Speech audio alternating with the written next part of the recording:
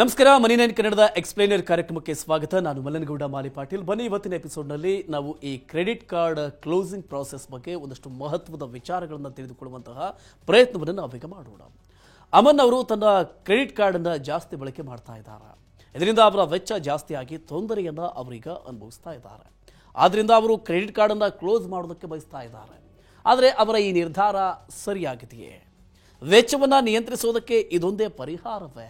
ನಿಮ್ಮ ಕ್ರೆಡಿಟ್ ಕಾರ್ಡನ್ನು ನೀವು ಕ್ಲೋಸ್ ಮಾಡಬೇಕಾದ್ರೆ ಏನೆಲ್ಲ ಅಂಶಗಳನ್ನು ತಿಳಿದುಕೊಳ್ಳಬೇಕಾಗತ್ತೆ? ಈ ಎಲ್ಲ ವಿಚಾರವನ್ನು ನಾವೀಗ ತಿಳಿದುಕೊಳ್ಳೋಣ. ನೋಡಿ, ಕ್ಯಾಶ್ ಬ್ಯಾಕು, ರಿವಾರ್ಡ್ ಪಾಯಿಂಟ್ಗಳು ಮತ್ತು ಇತರೆ ಪ್ರಯೋಜನಗಳಿಂದಾಗಿ ಕ್ರೆಡಿಟ್ ಕಾರ್ಡ್ಗಳ ಜನಪ್ರಿಯತೆ ನಿರಂತರವಾಗಿ ಈಗ ಹೆಚ್ಚಾಗ್ತಿದೆ.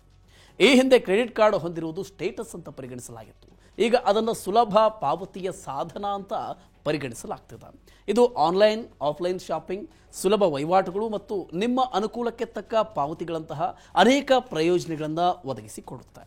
ಈ ಎಲ್ಲ ಪ್ರಯೋಜನಗಳ ಹೊರತಾಗಿಯೂ ಅಮನ್ ಅವರಂತೆ ನೀವು ಕೂಡ ಕೆಲವು ಕಾರಣಗಳಿಗಾಗಿ ನಿಮ್ಮ ಕ್ರೆಡಿಟ್ ಕಾರ್ಡನ್ನು ಕ್ಲೋಸ್ ಮಾಡೋದಕ್ಕೆ ಬಯಸಬಹುದು. ಇದು ನಿಮ್ಮ ಹೆಚ್ಚುತ್ತಿರುವ ವೆಚ್ಚಗಳನ್ನು ನಿಯಂತ್ರಿಸೋದು, ಡೆಬಿಟ್ ಕಾರ್ಡ್ಗಳು ಮತ್ತು UPIಯನ್ನು ಮತ್ತೆ ಬಳಸೋದಕ್ಕೆ ಆದ್ಯತೆ ನೀಡೋದು, ಕ್ರೆಡಿಟ್ ಕಾರ್ಡ್ ವಾರ್ಷಿಕ ಶುಲ್ಕಗಳನ್ನು ತಪ್ಪಿಸೋದು, ಜೊತೆಗೆ ಇತ್ಯಾದಿ ಕಾರಣಗಳು ಇದ್ದಿರಬಹುದು. ಹೀಗಾಗಿ ಕ್ರೆಡಿಟ್ ಕಾರ್ಡ್ ಮುಚ್ಚುವ ಮೊದಲು ಅಥವಾ ಕ್ಲೋಸ್ ಮಾಡುವ ಮೊದಲು ನೀವು ಕೆಲವು ವಿಷಯಗಳನ್ನು ತಿಳಿದಿರಬೇಕು. ಕಾರ್ಡನ್ನು ಕ್ಲೋಸ್ ಮಾಡೋದ್ರಿಂದ ನಿಮ್ಮ ಹಣಕಾಸಿನ ಮೇಲೆ ಯಾವುದೇ ಪರಿಣಾಮವಂತೂ ಬೀರೋದಿಲ್ಲ.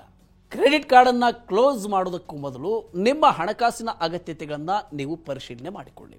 ಹೆಚ್ಚಿನ ಶುಲ್ಕಗಳು, ಬಡ್ಡಿ ದರಗಳು ಅಥವಾ ಖರ್ಚಿನ ಮಾದರಿಯಲ್ಲಿ ಬದಲಾವಣೆಗಳು ನಿಮ್ಮ ಕ್ರೆಡಿಟ್ ಕಾರ್ಡನ್ನು ಮುಚ್ಚೋದಕ್ಕೆ ಅಥವಾ ಕ್ಲೋಸ್ ಮಾಡೋದಕ್ಕೆ ನೀವು ಬಯಸುವ ನೈಜ ಕಾರಣಗಳಾಗಿದೆಯಾ ಅನ್ನೋದನ್ನು ನೀವು ಅರ್ಥ ಮಾಡಿಕೊಳ್ಳಿ.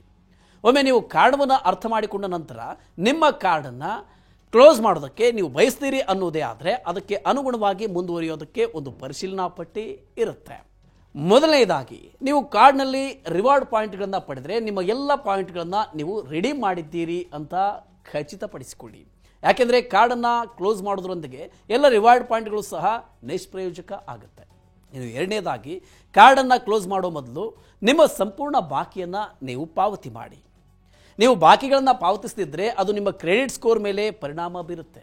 ಯಾಕೆಂದರೆ ಇದನ್ನು ಪಾವತಿಯ ಡಿಫಾಲ್ಟ್ ಅಥವಾ ತಡವಾದ ಮರುಪಾವತಿ ಅಂತ ಪರಿಗಣಿಸಲಾಗುತ್ತೆ ಮತ್ತು ನೀವು ಲೇಟ್ ಫೀ ಶುಲ್ಕವನ್ನು ಪಾವತಿ ಮಾಡಬೇಕಾಗುತ್ತೆ. ಇನ್ನು ಇದರ ಹೊರತಾಗಿ ನೀವು ದೀರ್ಘಕಾಲದವರೆಗೆ ಕ್ರೆಡಿಟ್ ಕಾರ್ಡನ್ನು ಬಳಸ್ತಾ ಇದ್ದರೆ ಆ ಕ್ರೆಡಿಟ್ ಕಾರ್ಡ್ ಕ್ಲೋಸ್ ಮಾಡೋದು ನಿಮ್ಮ ಕ್ರೆಡಿಟ್ ಸ್ಕೋರ್ ಮೇಲೆ ಪರಿಣಾಮ ಬೀರಬಹುದು. ಹೀಗನ್ನೋದನ್ನು ನೀವು ತಿಳಿದುಕೊಳ್ಳಿ. ನಿಮ್ಮ ಕ್ರೆಡಿಟ್ ಕಾರ್ಡ್ನಿಂದ ನೀವು ಯಾವುದೇ ಸ್ವಯಂ ಡೆಬಿಟ್ ಮಾಡಿದರೆ ಕಾರ್ಡನ್ನು ಕ್ಲೋಸ್ ಮಾಡೋ ಮೊದಲು ಪಾವತಿಯ ಮೋಡನ್ನು ಬದಲಾಯಿಸಿ.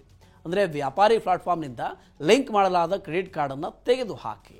ಇದೆಲ್ಲವನ್ನು ಮಾಡಿದ ನಂತರ ನೀವು ಕಾಂಟ್ಯಾಕ್ಟ್ ಸಪೋರ್ಟ್ ನಂಬರ್ಗೆ ಕರೆ ಮಾಡಿ ನಿಮ್ಮ ಕ್ರೆಡಿಟ್ ಕಾರ್ಡ್ ಖಾತೆಯನ್ನು ಕ್ಲೋಸ್ ಮಾಡುವ ಪ್ರಾಸೆಸ್ಸನ್ನು ಪ್ರಾರಂಭ ಮಾಡೋದಕ್ಕೆ ಬ್ಯಾಂಕ್ನ ಗ್ರಾಹಕ ಸೇವಾ ತಂಡಕ್ಕೆ ಹೇಳಿ. ಇಮೇಲ್ ಮೂಲಕ ಔಪಚಾರಿಕವಾಗಿ ಕ್ಲೋಸ್ ಮಾಡುವ ವಿನಂತಿಯನ್ನು ಕಳುಹಿಸಿಕೊಡಿ. ನಿಮ್ಮ ಹೆಸರು, ವಿಳಾಸ, ಕ್ರೆಡಿಟ್ ಕಾರ್ಡ್ನ ಕೊನೆಯ 4 ಅಂಕಿಗಳನ್ನು ಸೇರಿಸಿ ನಿಮ್ಮ ಕ್ರೆಡಿಟ್ ಕಾರ್ಡನ್ನು ಕ್ಲೋಸ್ ಮಾಡೋದಕ್ಕೆ ನೀವು ಬಯಸ್ತಾ ಇದ್ದೀರಿ ಎಂಬುದನ್ನು ಸ್ಪಷ್ಟವಾಗಿ ಬರೆಯಿರಿ. ಮುಚ್ಚುವಿಕೆ ಅಂದರೆ ನಿಮ್ಮ ಕ್ರೆಡಿಟ್ ಕಾರ್ಡನ್ನು ಕ್ಲೋಸ್ ಮಾಡುವುದನ್ನು ದೃಢೀಕರಣವನ್ನು ನೀವು ಸ್ವೀಕರಿಸಿ. ಕ್ರೆಡಿಟ್ ಕಾರ್ಡ್ ಖಾತೆ ಮುಚ್ಚುವಿಕೆಯ ಅಥವಾ ಕ್ಲೋಸ್ ಮಾಡುವಿಕೆಯ ಲಿಖಿತ ದೃಢೀಕರಣವನ್ನು ಕೇಳಿ ಪಡೆದುಕೊಳ್ಳಿ.